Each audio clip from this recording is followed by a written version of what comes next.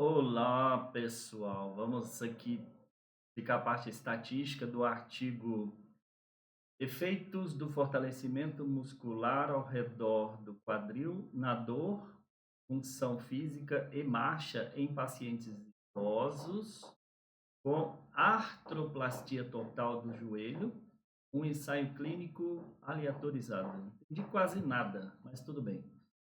Aqui é o seguinte, a gente vai falar da parte estatística desse artigo e, em princípio, eu só passei olhos nele, não vi exatamente, eu não li todo o artigo, li algumas coisas.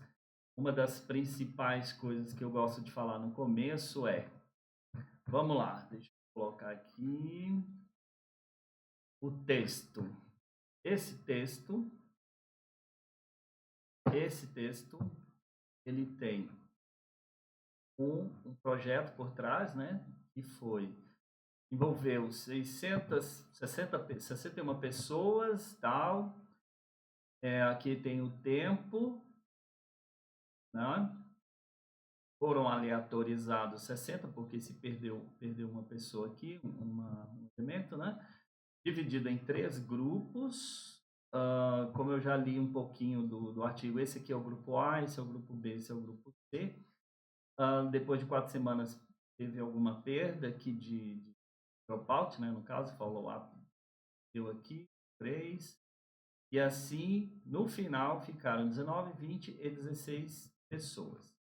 Toda vez que eu vou ler um artigo científico, eu primeiro procuro as tabelas e os gráficos e a parte de análise estatística. Então, eu vou começar falando da parte da tabela, da primeira tabela de dados, resultados, né? Aqui a gente tem variáveis desse lado e aqui grupos em cima. Tá? Aqui são o sexo, né, da pessoa, a quantidade, observa que o número 8 e entre parênteses é o percentual, ou a proporção, né? No caso aqui é o percentual. 8 pessoas, né? De todos os pacientes, 8 pessoas são homens e 47 são mulheres. Então, uma coisa bem desbalanceada, né? Ok. Agora, o que importa dentro dos grupos, pegaram-se 3 homens e 16 mulheres nesse primeiro grupo, 3 homens, 17 mulheres nesse segundo grupo, e 3 homens e 13 mulheres nesse grupo. Ah, Dado que a variável sexo ela é qualitativa, ou seja, tem duas categorias, só homem e mulher, né? Então aqui é feito um teste que se chama Q-quadrado, teste estatístico Q-quadrado.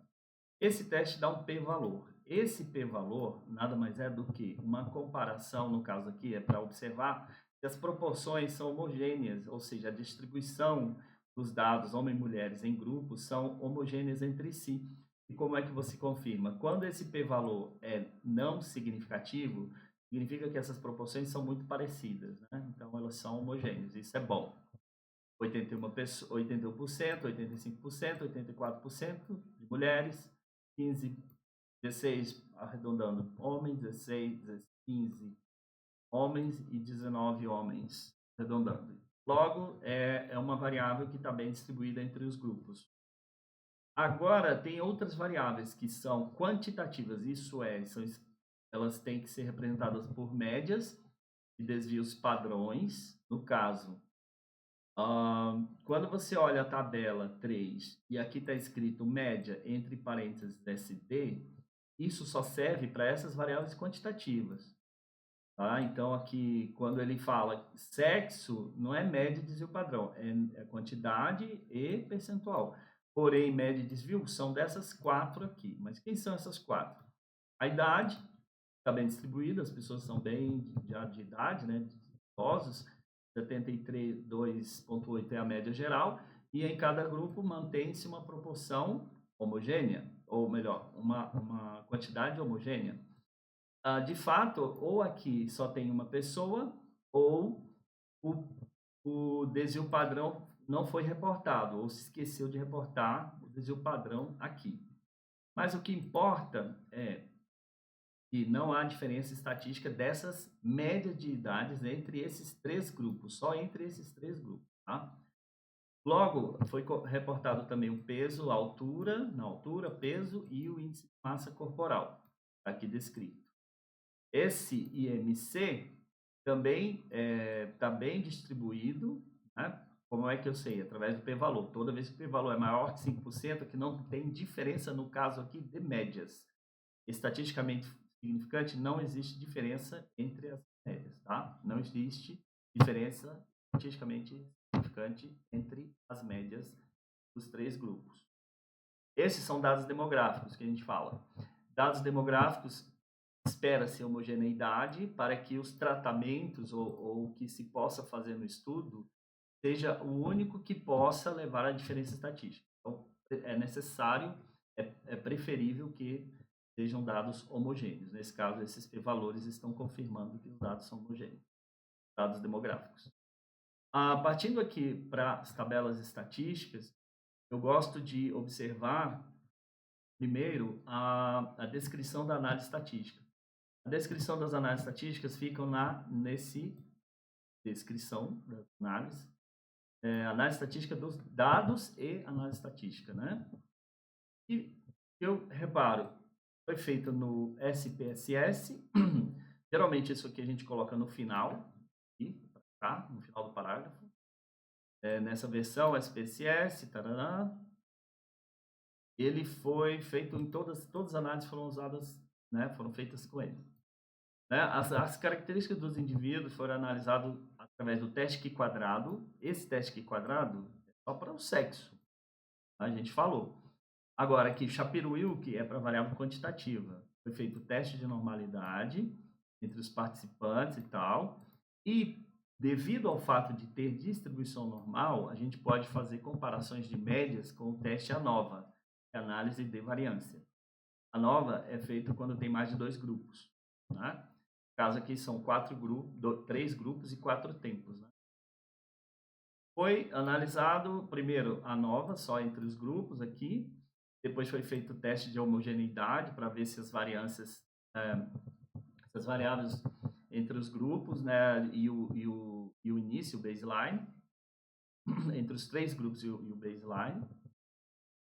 Essa análise de variância é feita porque, às vezes, a variância é muito discrepante entre grupos e isso pode afetar o resultado do teste estatístico. Por isso que tem que primeiro checar os pressupostos da análise de variância. Um deles é ver a normalidade e o outro é ver a homogeneidade das variâncias. E depois foi feito um modelo mixto, um modelo misto, análise estatística, né, de modelo misto, para obter aqui o grupo A, grupo B e grupo C e os 4 tempos, ou seja, foi feito um modelo misto considerando os 3 grupos e os 4 tempos concomitantemente juntos, né?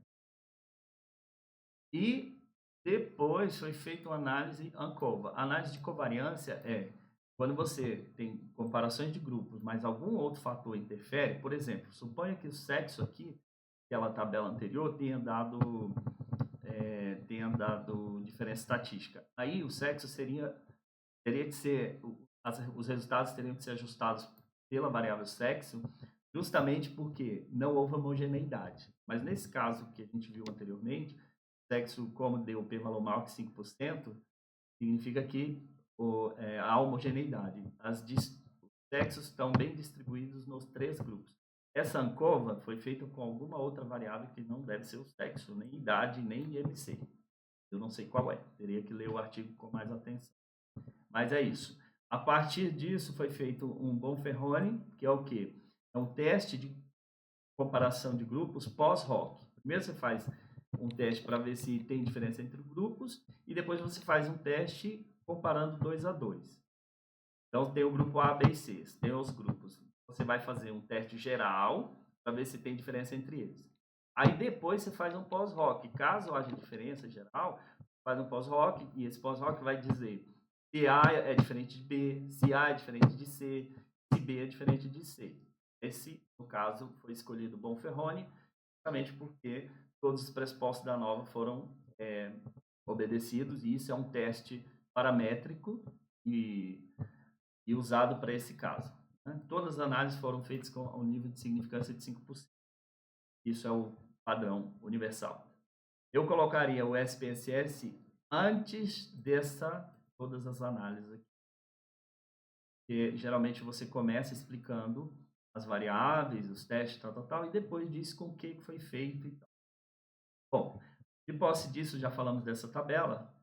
Aí eu vou pegar o vídeo 2 para dar continuidade.